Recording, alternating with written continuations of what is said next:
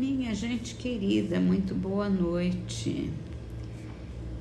Que todos sejam muito bem acolhidos, muito bem-vindos com as bênçãos de Jesus. Vamos começar com o livro Espiritualidade e Vida de Haroldo Dutra Dias. As relações humanas representam o nosso maior desafio. Todavia, é delas que obtemos as maiores recompensas.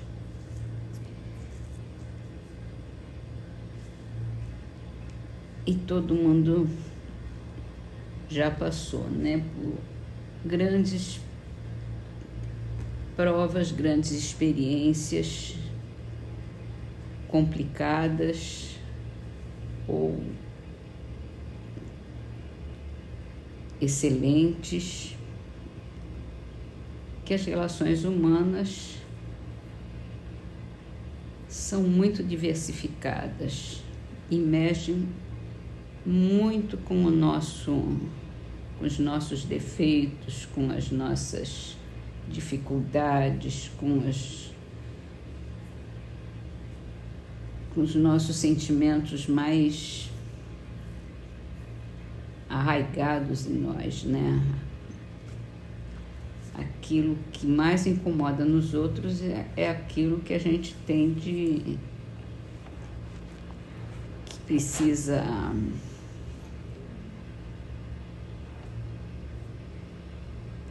conhecer melhor em nós mesmos, que precisamos elaborar. Então, é realmente os nossos maiores desafios nesta vida. Mas, por outro lado, também as relações que temos de amor, de amizade com as pessoas são muito gratificantes, E todas essas relações nos fazem crescer, nos fazem melhorar, mesmo quando são difíceis, porque a gente começa a se conhecer melhor também e podemos, assim, melhorar. Vamos então para o Livro dos Espíritos, falando sobre a influência dos espíritos em nossos pensamentos e atos. Kardec pergunta: é sempre de si mesmas que as pessoas inteligentes e as geniais tiram suas ideias?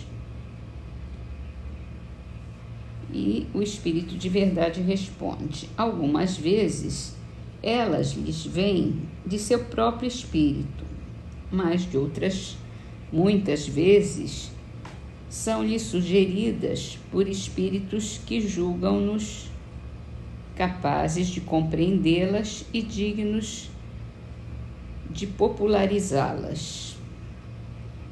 Quando essas pessoas não as acham em si mesmas, apelam para a inspiração. Assim, sem suspeitarem, fazem uma verdadeira evocação. Kardec faz uma nota aqui. Se fosse útil que pudéssemos distinguir claramente os nossos pensamentos próprios dos que nos são sugeridos, Deus teria nos proporcionado os meios de conseguirmos, como nos concedeu o de diferenciarmos o dia da noite. Quando uma coisa se conserva imprecisa, é que assim convém que aconteça. O que ele está querendo dizer é que é exatamente que não interessa de onde vem o pensamento, se é próprio ou sugerido,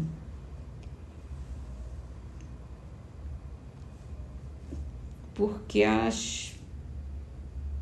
autoria é da pessoa que concebeu a ideia. E quantas vezes a gente não ouve pessoas,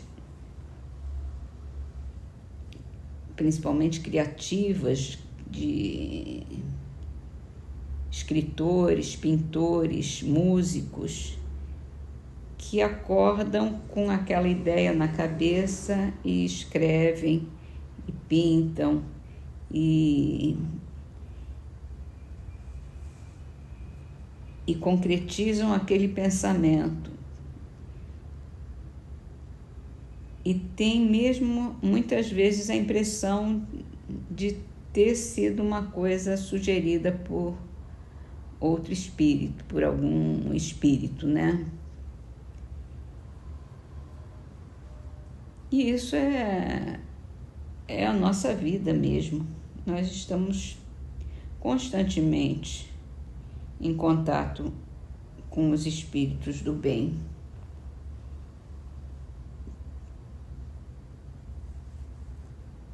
Vamos então para a leitura da Gênese.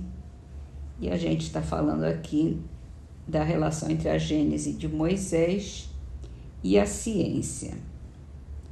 Então, nós apresentamos um quadro comparativo em relação aos 6 dias da Gênese que Moisés escreveu. E agora estamos lendo os comentários. Um dos pontos mais criticados tem sido na Gênese o da criação do Sol depois da luz. Tentaram explicar com auxílio mesmo dos dados fornecidos pela geologia, dizendo que nos primeiros tempos de sua formação, por estar carregada de vapores densos e opacos, a atmosfera terrestre não permitia que o Sol fosse visto. Assim, efetivamente, ele não existia para a Terra. Semelhante explicação seria, porventura, admissível se naquela época já houvesse na Terra habitantes que verificassem a presença ou a ausência do Sol. Ora, segundo o próprio Moisés, nesse momento só havia plantas, que contudo não teriam podido crescer e multiplicar-se sem o calor do Sol. Evidentemente, há um anacronismo na ordem que Moisés estabeleceu para a criação do Sol, mas involuntariamente ou não, ele não errou dizendo que a luz precedeu o Sol.